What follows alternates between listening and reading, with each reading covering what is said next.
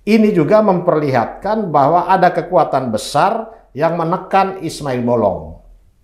Nah, padahal posisi Ismail Bolong adalah merupakan saksi kunci karena dia tahu banyak. Bahkan dia disebut-sebut sebagai pelaku untuk mendistribusi uang begitu besar kepada pimpinan tertinggi di Polri sampai pimpinan atau anggota Polri paling rendah di Kalimantan Timur.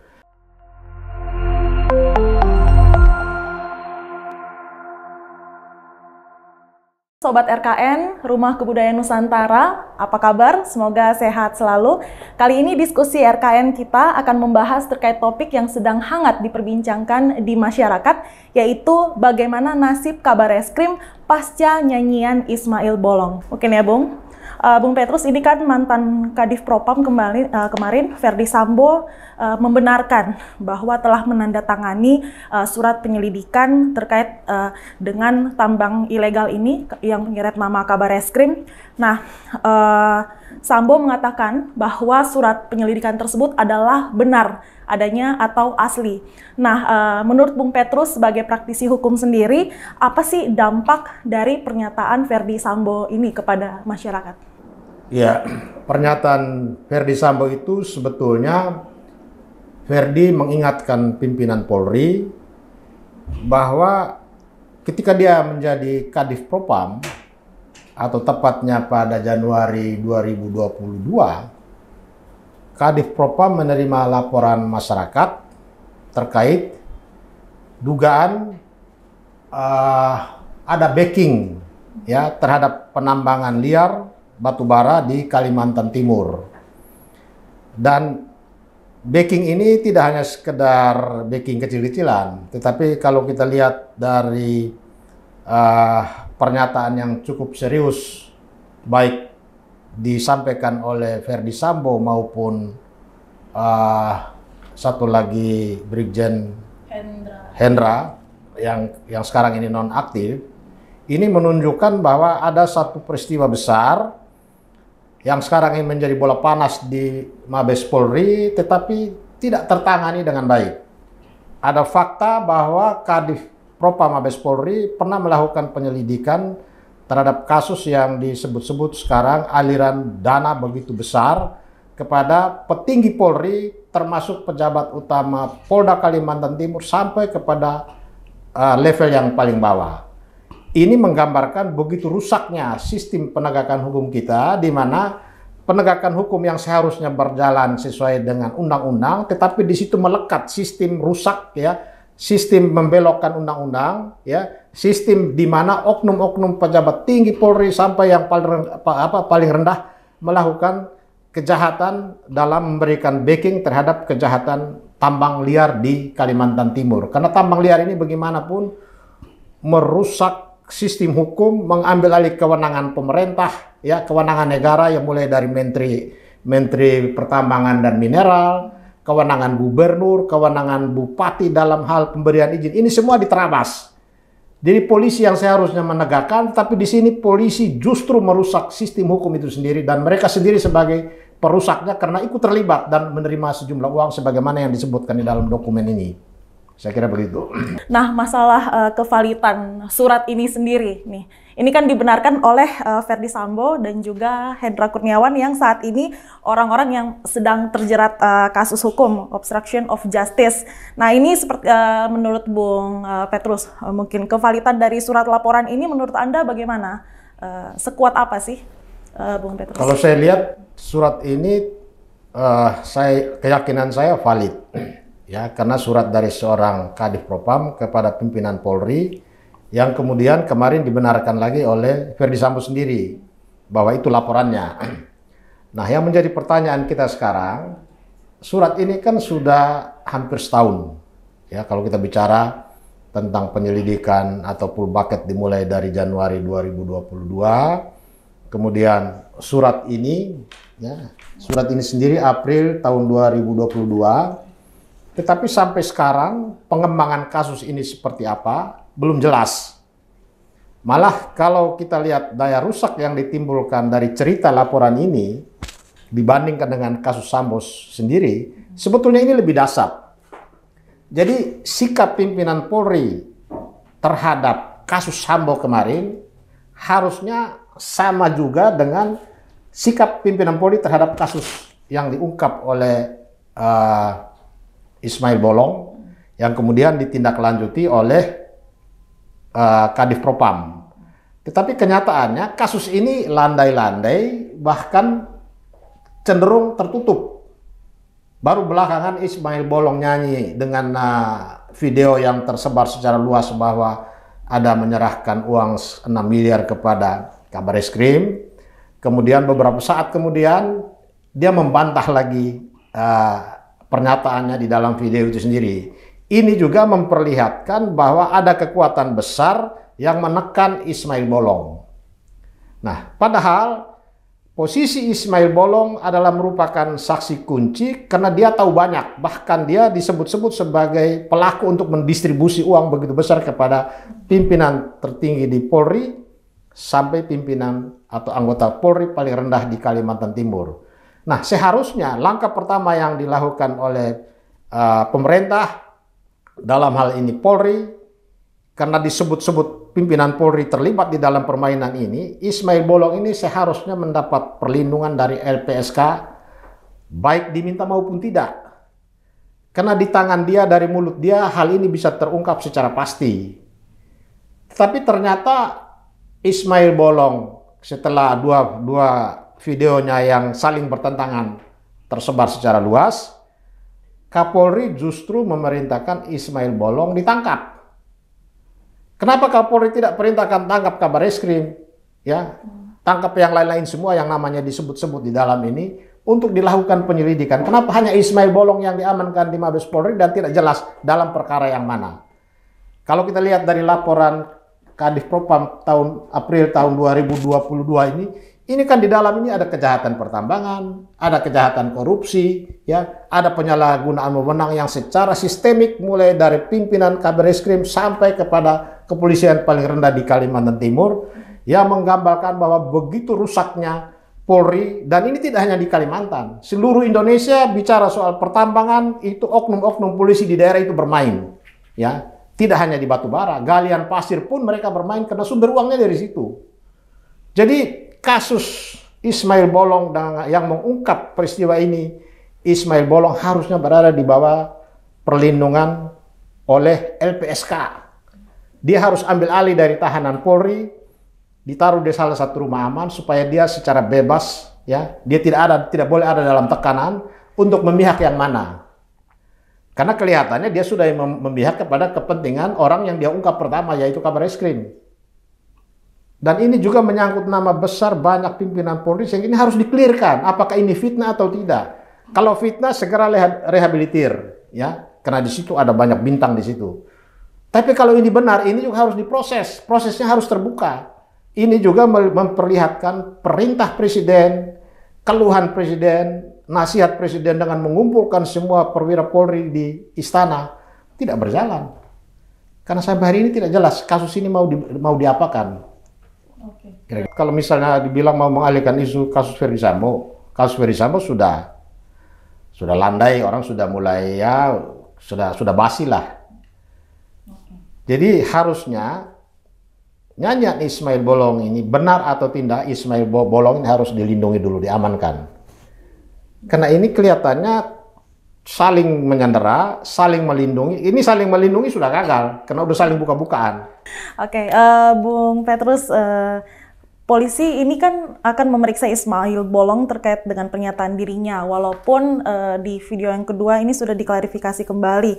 Apakah tetap ada konsekuensi hukum apabila ternyata terbukti bahwa Kabareskrim Agus ini tidak pernah menerima setoran dari Ismail? Apakah tetap bisa dibawa ke ranah pidana walaupun sudah ditarik kembali pernyataan yang di video pertama, atau bagaimana ini? Ya, menurut saya sih sebetulnya amankan dulu Ismail Bolong. Jangan Ismail Bolong diproses untuk pernyataannya yang dianggap tidak benar. Karena pernyataan dia itu kan muncul kemudian, sedangkan ini kan dari Januari 2022. Ini yang harus dijelaskan, karena masalah pokok itu soal tambang liar, ada backing, ada suap penyuap. Itu masalah pokok. Jadi ini dulu yang harus di-clearkan. Ismail Bolong merupakan salah satu saksi kunci untuk menerangkan benar tidaknya semua yang tercantum di dalam laporan Kadif Propam.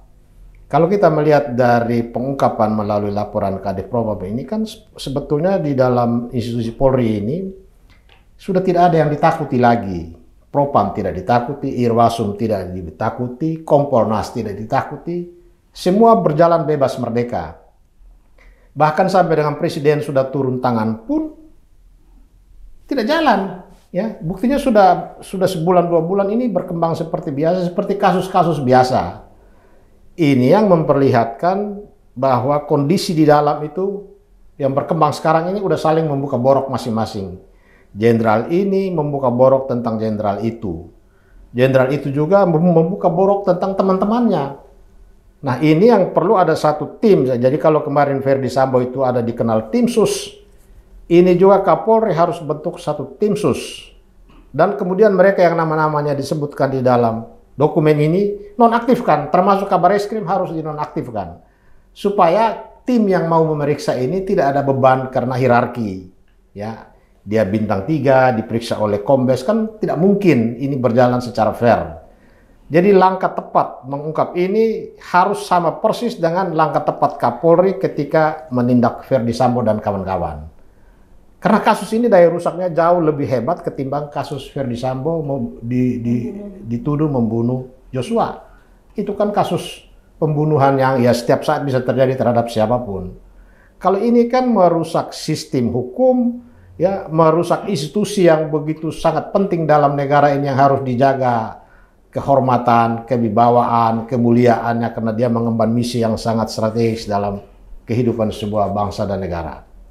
Kalau menurut Bung Petrus sendiri, apakah kasus-kasus yang sedang terjadi saat ini menyeret nama petinggi Polri ini merupakan momentum yang tepat agar Polri melakukan semacam reformasi? Iya, momentum. Karena ini kan sudah sejak dari awal, begitu kasus Sambo terungkap secara lugas, publik bahkan hampir semua pihak berharap ini menjadi momentum untuk Polri berbenah. Presiden mengumpulkan semua bintang 3 sampai ya bintang 4, bintang 3, 2 sampai dengan kombes-kombes seluruh Indonesia di istana itu sebetulnya harus dijadikan langkah awal. Artinya Presiden memberikan dukungan penuh bahwa segera direformasi, tindak semua yang menyimpang. Tetapi setelah itu kan juga kita lihat apakah mereka memaknai pesan Presiden ini hanya sekedar himbauan. Ya, karena Presiden juga pada waktu di istana itu tidak tegas bahwa ini perintah. Presidennya meminta supaya ya semua kerja bertanggung jawab, kurangi gaya hidup yang mewah. Jadi dianggapnya itu sebagai sebuah permohonan ya. Padahal itu kan Presiden punya kewenangan penuh. Bahkan hari itu dia bisa copot Kapolri, dia bisa copot kabar eskrim, bisa copot bintang-bintang yang lain. Jadi ini bisa saya salah persepsi dari sekian banyak perwira yang hadir di sana bahwa ini kan hanya sekedar himbauan. Nah itu yang salah. Sehingga kita lihat setelah tanggal itu kan ya tidak ada hal yang luar biasa yang dilakukan oleh Polri. Bahkan muncul kasus-kasus lain. Tiap hari kita dengar ada saja di mana-mana. Penindakannya tidak jelas. Harusnya respons terhadap kasus yang disebut-sebut kabar eskrim terima uang 6 miliar itu segera bentuk tim khusus nonaktifkan. Parkir dulu mereka ini semua. Satu tim bekerja, kalau misalnya dalam 1-2 bulan ternyata tidak terbukti, ya kembalikan mereka ke posisi semula. Pulihkan nama baik mereka. Itu yang ditunggu kita semua. Mungkin saya ingin tambahkan, muncul satu hal yang seperti ada pembangkangan. Ya, seorang Kapolda Kalimantan Selatan yang sudah bintang 2, tapi kemarin diungkap oleh Ketua IPW Sugeng Teguh Santoso masih menandatangani sebuah SP3 sebagai Dirpidum, ya, Krimum di Mabes Polri. Padahal dia sudah jabat pimpinan Polri, ya, Kapolda di Kalimantan Selatan dengan bintang 2, tetapi keluar surat sebagai penyidik Dirpidum. Ini kan sebuah peristiwa yang sebetulnya tidak perlu terjadi. Begitu buruknya administrasi penyidikan di Mabes Polri saat ini. Jadi Presiden baru saja memerintahkan supaya semua berbenah, tetapi pelanggaran itu berjalan terus-menerus. Kalau Bung Petrus ingin menambahkan terkait dengan Kompolnas ini sendiri? Ya harus direformasi, terutama kelembagaannya, karena Kompolnas itu kan bertanggung langsung kepada Presiden. Kalau dia bertanggung langsung kepada Presiden, maka dia harus dengan undang-undang tersendiri. Seperti halnya misalnya BNPT, itu kan dia kelembagaannya tersendiri bertanggung jawab langsung kepada Presiden. Nah, Kompolnas ini justru jadi banci karena dia secara struktur langsung bertanggung jawab kepada Presiden, tetapi dalam praktek pekerjaannya dia sebagai ada semacam insubordinasi dari ini, dia subordinasi dari Polri. Bahkan dalam banyak hal, kasus waktu Kompolnas ada Adrianus Meliala sempat diancam oleh Kabar Eskrimnya waktu itu karena kontrol soal upeti-upeti yang sering diterima oleh pimpinan Polri, malah diancam mau ditersangkakan. Ini juga menunjukkan bahwa keberadaan Kompolnas itu jadi underbow. Padahal dia lembaga pengawas. Harusnya dia tegar, independen, dan punya kewenangan yang penuh seperti lembaga pengawas lainnya di luar institusi Polri. Misalnya kita lihat Komisi Yudisial. Walaupun juga ya hampir sama, tetapi dia independen. Dia punya undang-undang tersendiri. Kenapa Kompolnas kok undang-undangnya masih melekat dengan undang-undang kepolisian? Ini problem. Jadi kelembagaannya harus diperkuat dan diisi oleh orang-orang yang betul-betul bebas. Jangan pensiunan polisi, ya kebanyakan duduk di situ. Itu nggak mungkin bisa jalan. Yang seperti Bung Alfons katakan tadi, mengharapkan embun-embun dari institusi yang dia awasi. Kalau Bung Petrus sendiri, bagaimana ini tanggapannya terkait dengan mungkin solusi yang harus diambil? Soal perang bintang ini kan sebetulnya momentum yang tepat untuk Kapolri membenahi. Karena kalau kemarin-kemarin itu kan kelihatannya kondisi saling menyandera, saling melindungi. Ketika kondisi ini masih kuat, saling menyandera, saling melindungi, maka mengungkap kejahatan di internal itu sulit. Sekarang masing-masing buka borok. Jadi informasi itu sudah terbuka di depan mata pimpinan Polri. Nah, pimpinan Polri harus merespons ini dengan membentuk satu tim yang betul-betul netral, ya, dan kuat untuk memproses informasi dari kedua belah pihak, karena mereka sudah saling membuka. Kejahatan saya kamu buka, ya kejahatan kamu saya buka juga. Jadi jangan biarkan perang bintang ini berlalu tanpa menghasilkan sesuatu apapun. Karena publik justru menunggu apa wujud konkret yang sebenarnya dari permintaan publik yang direspons oleh Presiden dengan perintah benahi, lakukan secara terbuka dan tuntas. Tapi sekarang tidak ada yang tuntas. Yang tuntas hanya Verdi Sambo dengan teman-temannya diproses. Yang lain-lain belum. Itu belum terlihat. Jadi ini masih pincang. Presiden harusnya lebih tegas lagi. Kalau perlu kasih batas waktu. Ultimatum dalam tempo sekian kasus nyanyian Ismail Bolong ini harus tuntas untuk semua pihak yang terlibat.